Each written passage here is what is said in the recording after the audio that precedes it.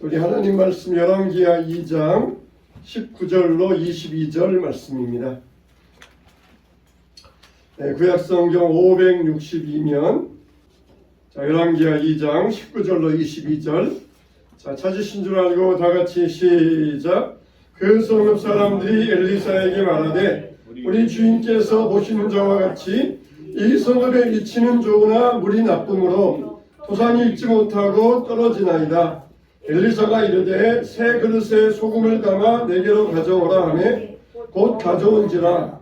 엘리사가 물그늘으로 나아가서 소금을 그 가운데에 던지며 이르되 여호와의 말씀이 내가 이 물을 거쳤으니 이로부터 다시는 죽음이나 열매 맺지 못함이 없을지니라 하셨느니라 하니 그 물이 엘리사가 한 말과 같이 거쳐져서 오늘에 이르렀더라. 아멘. 자, 오늘 말씀 한번 따라서 하겠습니다. 위치는 좋으나 물이 나쁨으로. 예, 엘리야가 어떻게 했습니까? 엘리야는 이 병거 타고 하늘에 승천에 올라갔어요. 그러면서 누구를 세웠습니까? 엘리사를 세웠어요. 이름도 비슷하잖아요. 엘리야, 엘리사. 전혀 육체적인 친척 관계도 아니고 전혀 모르는 사람이었어요. 그런데 희한하게도 스승과 제자가 이름이 비슷해서 우리가 형제지간인가 부모자식 기간인가 그렇게 우리가 혼동하지 말아야 됩니다. 전혀 관계없는 사람이에요. 근데 엘리야는 스승이고 엘리사는 제자인데 엘리야가 승천에 간 다음에 엘리사가 자기 스승의 뒤를 이어서 제자들을 모아놓고 여리고성에서 하나님의 말씀을 가르칠 그럴 때였습니다. 근데 이 여리고는 오아시스 지역이에요. 사막에 보면은 이렇게 움푹 들어가면은 거기에 물이 고여집니다. 근데 우리가 영화에 보는 그런 작은 오아시스가 아니라 큰 도시를 이룰 정도로 굉장히 큰 오아시스 지역입니다. 저도 성지순례 가서 여리고에 갔었는데 여리고에 가면은 수영장이 있어요. 그 호텔 수영장에서 실컷 수영하면서 놀았던 그런 기억이 있습니다. 여러분 보세요. 우리나라 같이 물이 풍성한 나라도 수영장이 만들려면은 굉장히 조심스럽고 이 수영장 하려면 물이 많이 필요하잖아요. 근데 주변이 사막지대인데도 그 여리고성은 물이 얼마나 풍성한지 걱정할 게 없어요. 물 걱정할 게 없어요. 또 그 물은 어떤 물이냐?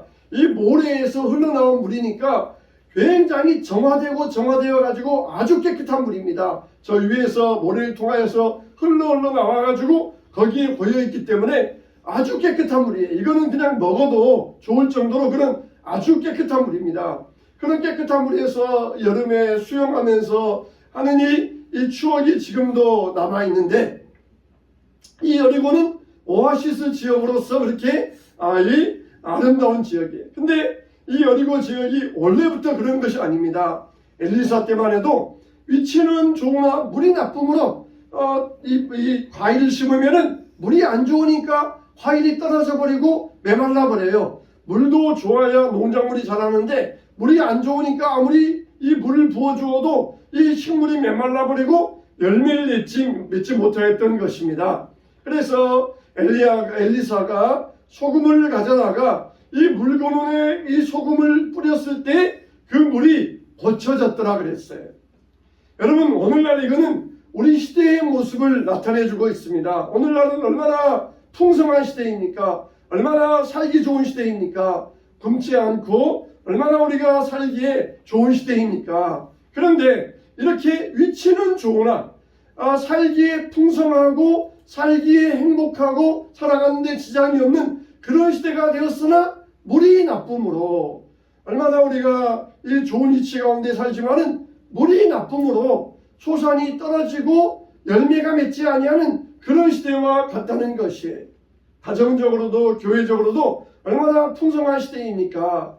이번에 제 친구 목사님 아들이 라스베가스에서 이 로봇을 개발하는 사람의 개발자인데 라스베가스에서 입는 로봇을 발표를 했어요. 그동안도 이 웨어러블 로봇이라고 등에 배터리를 지고 그리고 이 무릎 사이에 보조장치를 달아가지고 걷는 그런 로봇들이 많이 있었는데 이번에는 이 친구 목사님 아들이 특허를 냈어요. 아주 그냥 소규모에다가 움직임도 아주 부드럽게 특별한 기술을 내가지고 특허를 내가지고 이번에 라스베가스에서 발표를 했어요.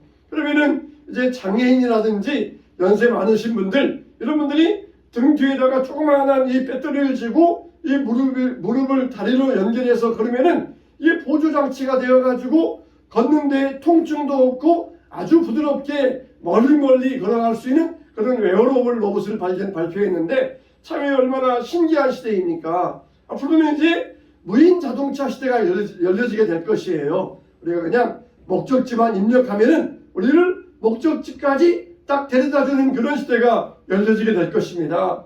앞으로 물질 문명은 더 발전되어 가지고 상상할 수 없을 정도가 될 것입니다. 이렇게 위치는 좋으나 사람 살기에 더 이상 좋아질 정도로 그렇게 좋아지는 시대가 될 것이지만은 사람의 심성들은 더욱더 악해지고 각박해져가는 그런 시대가 된다는 것입니다.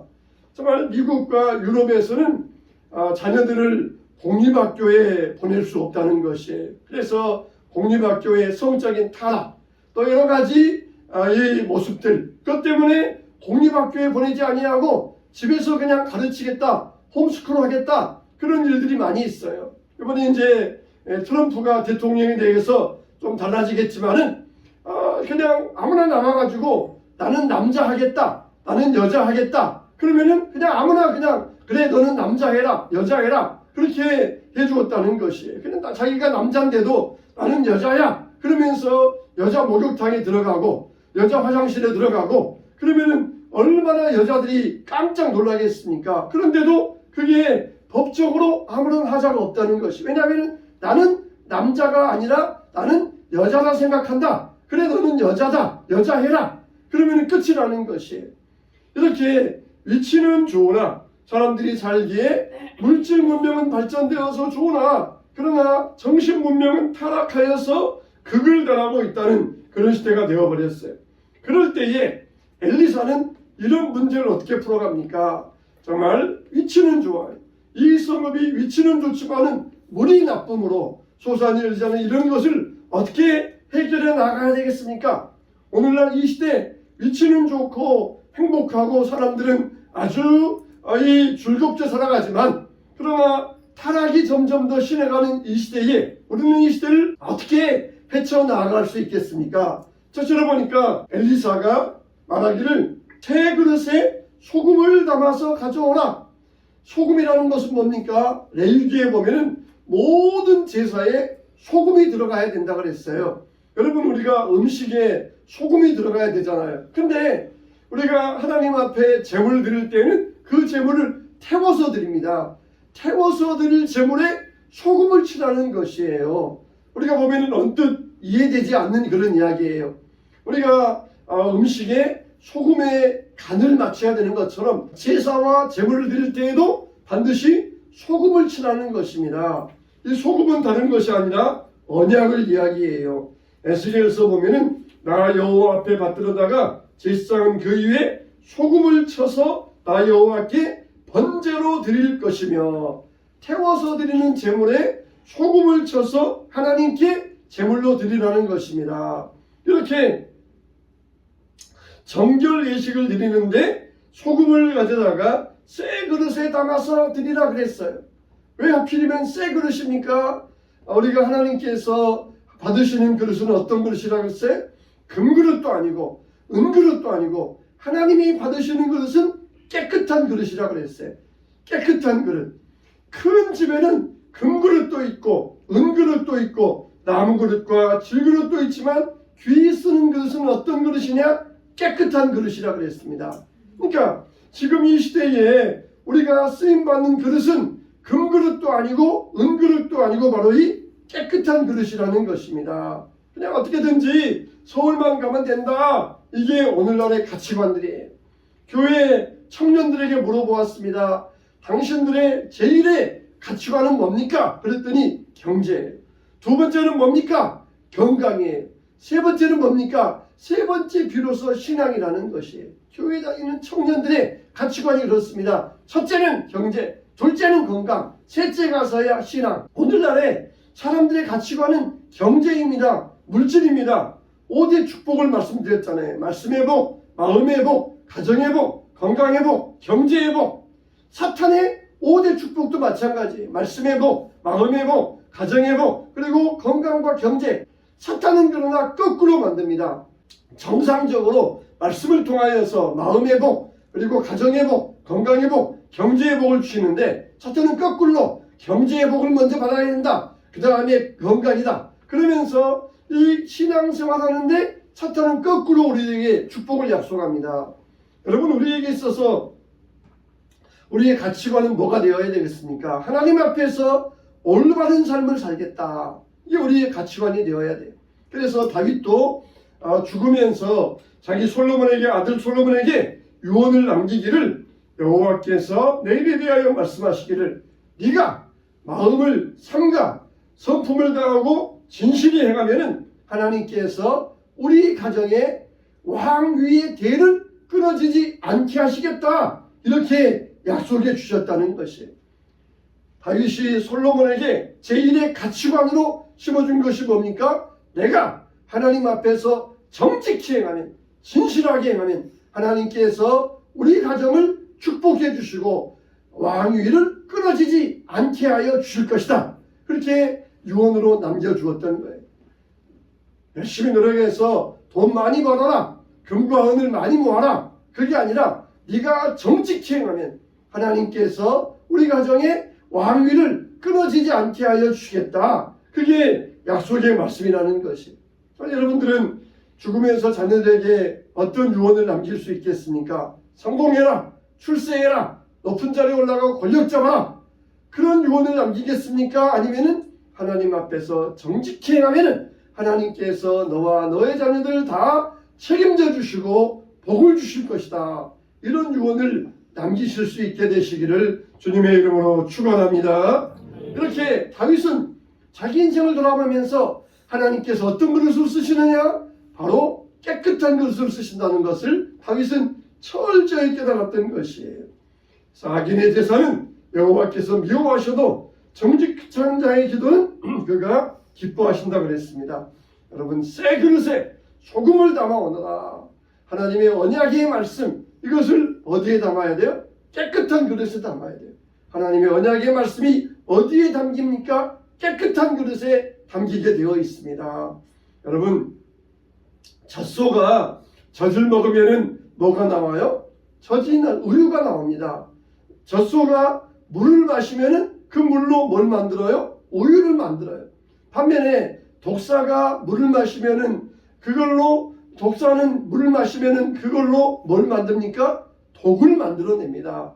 독을 만들어내요. 여러분, 우리는 젖소와 같은 믿음을 가지고 하나님 말씀을 우리가 풍성히 받고 많이 먹어야 됩니다. 많이 먹어야 돼. 우리는 젖소와 같은 믿음의 심령으로 하나님 말씀을 많이 먹고 그래서 우유를 많이 생산해낼 수 있어야 돼요. 우리가 하나님 말씀을 올바로 사용해야 됩니다. 올바로 써야 돼요. 그래서 우리가 하나님 말씀을 먹는 대로 남들에게 유익을 줄 수 있는 우유를 만들어낼 수가 있어요. 우유를 만들어낼 수가 있어요. 여러분들은 하나님 말씀을 많이 먹어야 돼요. 그래야 의인의 기도는 제사는 하나님께서 기뻐하시지만 악인의 제사는 여호와께서 미워하시느니라.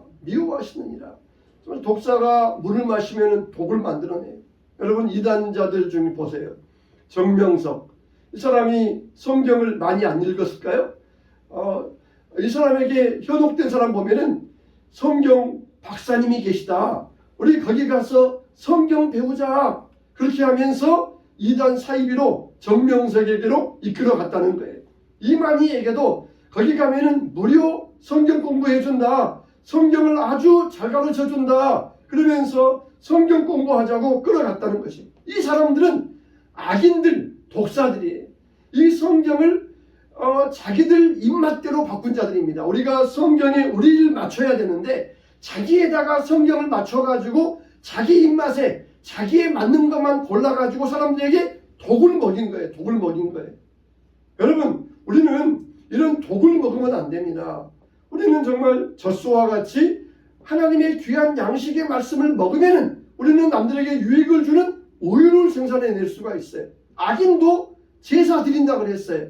악인은 하나님 앞에 정말 하나님 마음에 맞는 자로 내가 제사해야 되겠다. 그게 아니라 자기의 하나님을 자기에게 맞춰가지고 자기 뜻에 하나님을 맞추어가지고 제사 드리는 제사, 이게 악인의 제사라는 것이에요. 우리가 예배에 성공한다, 예배에 성공자가 되라, 예배에 성공자가 되라 할 때 예배의 성공이 뭡니까? 1시간 동안 내가 교회에 와서 예배 드렸으니까 내 예배가 성공했다, 그런 뜻입니까? 예배의 성공은 하나님께서 받으셔야 그게 예배의 성공입니다. 할렐루야. 할렐루야. 하나님이 받으셔야 그게 예배의 성공이에요. 예배의 성공. 내가 오늘 세상에서 친구들이 등산 가고 회식 가자 그래도 나는 안 가고 교회 왔다. 그러니까 나는 예배에 성공했다. 그게 아니라 하나님 앞에 내 예배가 연락되어져야 그게 예배의 성공이에요. 가인도 예배드리고 아벨도 예배드렸어요. 근데 가인의 제사는 연락하지 아니하시고 아벨의 제사를 연락하셨어요. 그게 예배, 하나님이 받으셔야 그게 예배의 성공인 것이에요. 악인의 제사는 하나님께서 기뻐하지 아니하셔도 미워하셔도 정직한 자의 기도는 그가 기뻐하신다는 것입니다. 저와 여러분의 기도가, 제사가, 예배가 하나님이 받으시는 정직한 예배가 되시길 주의 이름으로 축원합니다. 축원합니다. 자, 여러분 두 번째로 뭡니까? 회복을 위해서는 따라서 합시다. 물 근원으로 나아가라. 네. 물 근원으로 나아가서 소금을 그 가운데 던짐에 물 근원으로 나아가서 물 근원으로 나아가야 돼요. 무엇이든지 우리가 원인을 찾아서 해결해야 됩니다. 무엇이든지 근원에 나아가서 그 근원을 거쳐줘야 됩니다. 어떤 사람이 두 명의 친구가 강가로 소풍을 나갔습니다. 그래서 강가에서 이렇게 강바람을 쐬면서 시간을 보내고 있는데 갑자기 어디에서 살려주세요, 사람 살려, 그런 소리가 들리는 것이었습니다. 그래서 가만히 보니까 아이가 떠내려오고 있는 것이. 그래서 두 친구가 물속에 들어가가지고 그 아이를 건져내었습니다. 그런데 또 아이가 또 떠내려오고 또 아이가 또 떠내려오고 아이를 건져내면 또 떠내려오고 내려오면 또 떠내려오고 그러는 것이었어요. 갑자기 한 친구가 놀라운 제안을 했습니다. 너는 여기서 떠내려온 아이를 건져내라. 나는 저 위에 올라가서 아이를 물에 던져내는 놈을 잡아오겠다. 그렇게 말했다는 것이에요. 그러니까 이게 뭘 말하고 있습니까? 여기 있는 아이를 건져내면 또 떠내려오고 또 떠내려오고 그럴 때 물 근원으로 올라가서 아이를 던져놓는 그 놈을 잡으면 더 이상 아이를 건져낼 필요가 없고 아이의 목숨이 위험하지 않다는 것이에요. 여러분 정말 우리는 모든 문제의 원인을 알고 해결해야 됩니다. 근원에 가서 해결해야 돼. 예수님께서 뭐라고 그러셨습니까? 너희들이 입으로 들어가는 것이 더럽게 하는 것이 아니요 너희 마음에서 나오는 것이 너희를 더럽게 한다는 것이에요. 모든 일의 원인은 우리 마음에 달려있다는 것입니다. 정말 억울해 죽겠다. 억울해서 내가 정말 죽을 지경이다. 그래서 억울해가지고 극단적인 선택을 했다 그러겠어요. 정말 억울해서 그렇습니까? 아니면은 마음이 그것을 견디지 못할 정도로 약해서 그러겠습니까? 억울해서 죽는 것보다도 마음이 약해서 그것을 견딜 수 없을 정도로 마음이 약해서 죽는 경우들이 더 많은 것이에요. 모든 문제의 원인은 마음에 달려 있습니다. 아무리 억울해도 다니엘처럼 억울해도 요셉처럼 억울해도 그의 마음이 하나님께 딱 붙들려 있으니까 끄떡없어요. 끄떡없어요. 니들이 아무리 나를 모함하고 나를 그냥 치사한 사람은 나를 모함해서 감옥에 넣고 나를 사자굴에 집어넣는다 할지라도 하나님이 나와 함께 하시고 주의 천사가 나를 붙들고 계신다. 이러면서 마음이 담대하니까 끄떡없었던 것이에요. 억울해서 죽는 게 아니라 마음이 약해지니까 죽게 되어 있다는 것입니다. 우리 근본적인 것은 어디에 있습니까? 문제의 원인은 바깥에 있는 것이 아니라 바로 우리 마음속에 있다는 것이에요. 왜 괜히 마음이 불안과 두려움이 있습니까? 왜 우리가 음란과 악한 생각에 우리의 마음이 사로잡혀 있습니까? 이런저런 혼란스러운 일로 마음이 두려울 때 우리는 문제의 근원을 찾아갈 수 있어야 됩니다. 아멘. 우리 신앙인들의 문제의 근원은 어디에 있습니까? 하나님과의 관계에 있어요. 하나님과의 관계에 있습니다. 내가 하나님과의 관계가 잘 정립되어 있으면은 어떤 문제가 와도 내가 싸워서 이길 수가 있어요. 근데 하나님과 나와의 관계가 이렇게 널리 벌어져 있으니까 그 틈을 타고 마귀가 그 기회를 엿보아서 우리를 쓰러뜨리고 있는 것입니다. 신앙은 기본적으로 영적 전쟁이에요. 영적 전쟁. 죽느냐 사느냐 이게 신앙입니다. 하나님과 나와의 사이가 밀접하게 꽉 붙잡혀 있으면 우리는 죽지 않아요. 근데 벌어져 있으면 그 틈을 타고 사탄이 틈을 타고 들어와서 우리를 쓰러뜨리고 영적으로 패배시키는 것입니다. 이사야가 성전에 들어갔을 때 뭐라 그러니까 화로다 나여 망하게 되었도다 그렇게 외치고 고백을 합니다. 그때 하나님께서 천사를 통하여서 제단 숯불을 취하여서 날라와서 이사야의 입술을 깨끗하게 해주었던 것이 이제는 내 죄가 사하여졌느니라 그러면서 이사야의 근본적인 문제를 해결해 주었던 것입니다. 여러분 우리에게 있어서 문제의 원인은 어디에 있습니까? 근본의 자리로 나아갈 수 있어야 돼요. 항상 이 지엽적인 문제, 이 표면적인 문제만 해결하면 끝이 없어요. 그러나 그 원인을 해결하면 결국은 끝나잖아요. 그냥 소화 안 된다고 소화제만 계속 먹으면 그 문제는 끝이 없어요. 그러나 문제의 원인을 수술해서 해결하면 문제는 다 사라지게 되어 있습니다. 오늘 예배가 하나님께서 여러분들에게 영적인 수술 시간이 되시기를 주의 이름으로 축원합니다. 이 하나님의 말씀으로 우리가 하나님의 말씀은 좌우에 날선금 같아가 있어요. 우리를 찔러 쪼개는 하나님의 말씀이라고 그랬어요. 영적인 수술을 받으시고 모든 문제의 원인이 해결받아야 될 줄로 믿습니다. 세 번째로 따라서 합시다. 하나님을 찾읍시다. 하나님을 찾읍시다. 엘리사가 물의 근원으로 가서 소금을 뿌리며 뭐라 그럽니까? 여호와의 말씀이 이 물을 고쳤으니 이로부터 다시는 죽음이나 열매 맺지 못함이 없을지니라 하셨느니라. 그리고 그 물이 고쳐져서 오늘에 이르렀더라. 오늘에 이르렀더라. 엘리사는 알고 있었어요. 내가 소금을 뿌려서 이 물이 고쳐지는 것이 아니라 여호와의 말씀에 하나님께서 이 물을 고쳐주신다. 그렇게 믿고 있었어요. 병자가 있느냐? 기름을 바르고 위하여 기도할지니라. 그럼 뭐라고 하는 거예요? 하나님께서 이 병자를 고쳐주실 줄로 믿습니다. 이 믿음으로 기도하는 거예요. 근데 기름만 막 그냥 잔뜩잔뜩 발라주면서 그러면 이 병자가 고쳐집니까? 여호와의 이름, 하나님의 능력이 있어야 돼요. 소금을 뿌리는데 그 소금이 고치는 것이 아니라 여호와의 이름, 하나님의 능력이 그곳에 역사할 때 고침받을 수 있다는 것이에요. 우리가 무조건 주기도문만 수천 번 한다고 고쳐집니까? 하나님이 그 가운데 함께 역사할 때 일이 일어나게 되어 있습니다. 엘리야가 승천한 다음에 병거 타고 올라가는데 어떻게 됩니까? 엘리야의 몸에 있던 겉옷이 떨어졌다 그랬어요. 그래서 엘리사가 그 겉옷을 주워가지고 요단강에 옵니다. 엘리야가 엘리사와 함께 요단강 때 겉옷을 벗어가지고 물을 치면서 요단강을 갈라지려 할 때 갈라졌잖아요. 이제 돌아와요. 돌아오는데 또 그 앞에 요단강이 놓여 있었습니다. 이번엔 어떻게 합니까? 엘리사가 엘리야의 겉옷을 치면서 엘리야의 하나님 어디 계시나이까 그러면서 요단강을 칠 때 그 요단강이 또 갈라졌다고 그랬어요. 지금 엘리야가 요단강을 치면서 물을 갈라진 다음에 건너갔다가 엘리사가 돌아왔어요. 그러면은 우리 생각 같으면은 엘리야님 엘리야가 했던 기적이 나에게도 일어나게 해주세요. 그렇게 해야 될 것 같은데 지금 엘리사는 엘리야를 찾지 아니하고 뭘 찾습니까? 하나님을 찾았다는 거예요. 엘리야의 하나님 그 하나님이 어디 계십니까?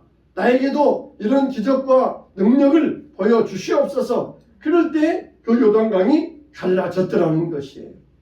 엘리사가 엘리야에게 뭘 구합니까? 내게도 갑절의 영감을 주시옵소서 그랬어요. 우리는 7배가 아닙니다. 갑절이에요. 갑절이면 2배밖에 안 되니까 뭐 7배면 더 많으니까 2배밖에 안 되는 것보다 7배 구하면 더 큰 거 구한 거 아닙니까? 그러지만은 여러분 우리는 복리예요. 복리 계산입니다. 계속해서 복리예요. 한꺼번에 700 아니라 갑절의 영감. 항상 갑절, 또 갑절, 또 갑절. 이건 복리로 늘어나는 게 영적인 계산이에요. 갑절의 영감을 주시옵소서. 입을 넓게 열지 않아서 겨우 엘리사가 갑절밖에 2배밖에 안 구했겠습니까? 항상 하나님 앞에서 우리는 복리의 계산이에요. 이 복리의 비밀입니다. 그래서 내게 당신의 갑절의 영감을 주시옵소서. 그렇게 기도하고 영감을 받아서 요단강을 칠 때에 그 요단강에 기적의 역사가 일어났던 것입니다. 이거는 이 모세와 여호수아도 마찬가지입니다. 모세가 이스라엘 백성을 이끌고 애굽에서 쫙 나왔을 때 그들은 뭘 봤습니까? 오직 모세만 찾아보고 왔어요. 모세만. 우리를 인도한 모세는 어디 있느냐? 시내산에서 안 보이니까 모세 찾았어요. 모세만 보고 애굽에서 쫙 나왔습니다. 근데 40년을 이끌었던 모세가 죽고 여호수아가 지도자가 되었습니다. 사람들이 얼마나 걱정이 많겠어요. 우리를 위대한 모세는 어디 가고 이제는 새파랗게 젊은 여호수아가 나와가지고 우리를 인도한다 그러니까 사람들이 두려움이 있었어요. 그때 여호수아는 오직 하나님만 바라보면서 이스라엘 백성들을 이끌고 가나안 땅에 정착하지 않았습니까? 여러분, 우리도 이와 같아야 돼요. 우리는 오직 하나님만 바라보면서 나아갈 수 있어야 됩니다. 이제는 엘리사에게 엘리야가 없어도 괜찮습니다. 여호수아에게 모세가 없어도 괜찮습니다. 왜 그렇습니까? 하나님이 함께 하시니까. 하나님이 우리와 함께 하시니까 위대한 종 모세가 없어도, 위대한 선지자 엘리야가 없어도 걱정 없는 것이에요. 오히려 엘리사는 갑절의 영감을 가지고 이 시대에 정말 완악하고 강팍한 시대를 하나님의 능력을 가지고 헤쳐나갈 수 있었던 것입니다. 반면에 사울 왕을 보세요. 사울 왕은 블레셋 군대가 쳐들어온다 그러니까 겁이 났어요. 그래서 사무엘이 살아있을 때에는 사무엘이 자기 군대를 위해서 기도해주고 승승장구했는데 사무엘이 죽자 사울에게 걱정이 생겼어요. 도대체 이 나라를 지킬 지도자가 어디 있을까? 그래서 어떻게 합니까? 엔돌의 무당을 찾아가요. 하나님을 찾지 아니하고 미신적인 우상을 믿는 무당을 찾아가서 그 무당에게 무슨 부탁을 합니까? 사무엘을 올려 데려와 달라는 것이에요. 이미 천국에 가 있는 사무엘을 나에게 지금 데려달라는 것이에요. 자기가 하나님께 기도하고 하나님의 능력을 힘입어서 블레셋을 싸워 이길 수 있는데 하나님과 함께하는 능력과 은혜가 없으니까 죽은 사무엘을 지금 불러달라는 것이에요. 사무엘이 혼의 모습으로 올라와가지고는 어찌하여 나를 불렀느냐 그러면서 막 성질내고 그러잖아요. 그러면서 오히려 사무엘이 너는 죽을 것이다 그렇게 말하고는 사라져버려요. 여러분, 죽은 사람 찾아야 아무 소용이 없어요. 아무리 사무엘이 위대했어도 이제는 나에게는 사무엘보다 더 능력 많으신 하나님이 나와 함께 하신다. 그러면서 담대하게 나가야 되는데 이런 믿음이 없으니까 아이고 사무엘이 어디 계신가? 사무엘이 있었더라면 누가 있었더라면 그런 걱정만 하고 있어요. 그런 걱정만. 여러분 정말 우리나라에 있어서도 오직 하나님이 우리를 축복해 주셨습니다. 하나님이 우리와 함께하여 주셨어요. 우리에게 지금보다 더 큰 위기들이 얼마나 많이 있었습니까? 그러나 하나님이 우리와 함께 하시고 우리 믿는 사람들이 기도할 때 지금보다 더 큰 위기를 하나님께서는 거뜬히 넘기게 하여 주셨던 것입니다. 우리에게 있어서는 오직 하나님이 죽은 누구를 찾을 필요 없어요. 세상을 떠난 누구를 구할 필요 없습니다. 오직 하나님, 엘리야의 하나님, 모세의 하나님, 사무엘의 하나님 지금 어디 계시니까 우리를 도와주세요. 그럴 때 하나님은 능히 우리를 도우실 능력자이신 줄로 믿습니다. 이스라엘 백성들이 애굽에서 나왔잖아요. 근데 똑같은 장면이 있어요. 물을 찾았는데 물이 있어요. 오아시스가 있어가지고 가서 보니까 그 물이 쓴물이어서 마실 수 없었더라. 그걸 뭐라 그래요? 마라의 쓴물이어서 마실 수 없었더라. 그래서 사람들이 두 가지 반응을 합니다. 두 갈래 반응이 나타나요. 한 갈래 사람들은 모세를 원망합니다. 왜 이렇게 우리를 물도 없는 곳으로 인도했느냐? 그러면서 모세를 원망하는 한 반응의 사람들. 두 번째 반응은 뭡니까? 모세는 어떻게 합니까? 하나님께 엎드려 기도합니다. 하나님, 이 쓴 물을 어떻게 하면 좋겠습니까? 그러니까 하나님께서 나뭇가지를 물에 던지라. 그 물이 달게 될 것이다. 그러자 모세가 하나님의 응답대로 물 위에 던졌더니 마라의 쓴물이 달게 되었다는 것입니다. 정말 여러분 앞에 이 쓴 물 같은 어려운 환경이 여러분들에게 닥칠 때 여러분들은 어떤 반응을 보이시겠습니까? 백성들처럼 하나님 원망하고 다른 사람 원망하면서 불평하시겠습니까? 모세와 같이 하나님께 엎드려서 방법을 구하고 길을 구하시겠습니까? 우리는 모세와 같은 사람이 되어야 돼요. 우리는 이 여리고성 위치는 좋으나 물이 나쁨으로 그럴 때 우리는 하나님 앞에 엎드려 기도하면서 이 물을 고쳐 주시옵소서. 여기 나쁘니까 우리 다른 곳으로 이사 가야 돼. 여기는 나쁘니까 다른 곳으로 옮기자. 그거는 해결책이 아니에요. 위치는 좋으나 물이 나쁨으로 하나님 앞에 구할 때 하나님께서 방법을 주시고 하나님께서 물을 달게 하여 주시고 하나님께서 그 물을 좋은 물로 바꿔주셨던 것이에요. 우리는 그렇잖아요. 조금만 안 좋으면 여기는 안 좋으니까 여기는 나쁘니까 그러면서 옮겨버리고 이사하고 우리 마음을 다른 곳으로 떠나버리고 그런 경우들이 많이 있잖아요. 그러나 위치는 좋으나 물이 나쁨으로 하나님께서 역사하실 때 그 물을 고쳐주셨던 것처럼 우리는 이 말씀을 새겨들어야 됩니다. 정말 물이 쓰다는데 하나님께서 뭐라고 하셔요? 나는 너희를 치료하는 여호와임이니라. 출애굽기에 말씀하셨잖아요.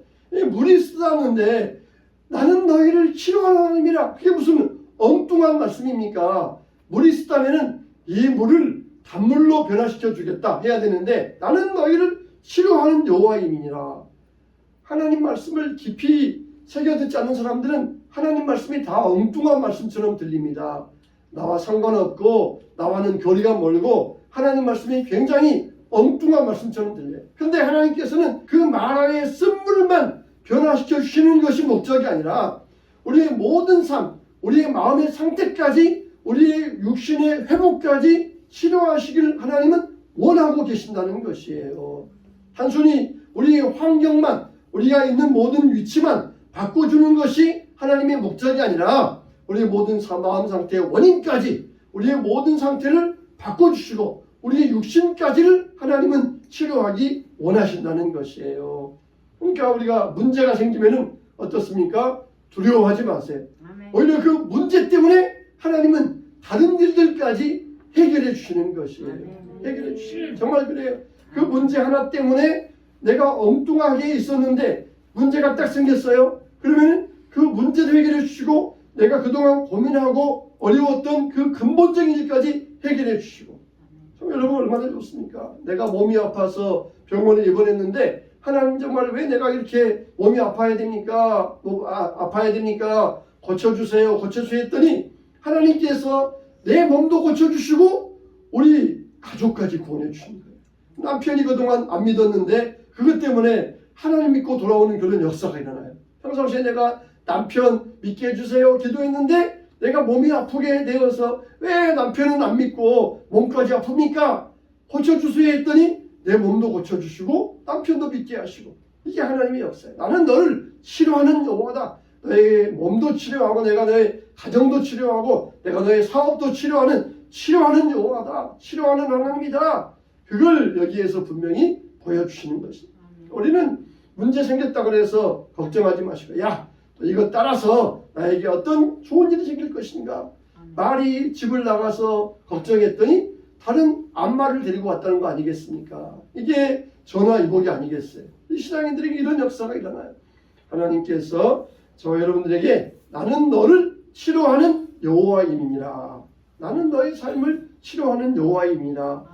마라의 쓴물 고쳐주신 하나님, 엘리사의 샘을 달게 하신 하나님, 우리의 모든 이렇게 강팍하고 힘든 환경도 그리고 이 쓴물도 주님께서 고쳐주시고 단물되게 하여 주실 줄로 믿습니다. 믿음 안에서 주님 앞에 열심히 간구하면서 이 나라가 문제 때문에 어려움 당하지만 그러나 하나님께서 우리의 근본적인 문제까지 해결해 주실 것을 믿고 주님 앞에 간구하며 나아가시기를 주님의 이름으로 축원합니다.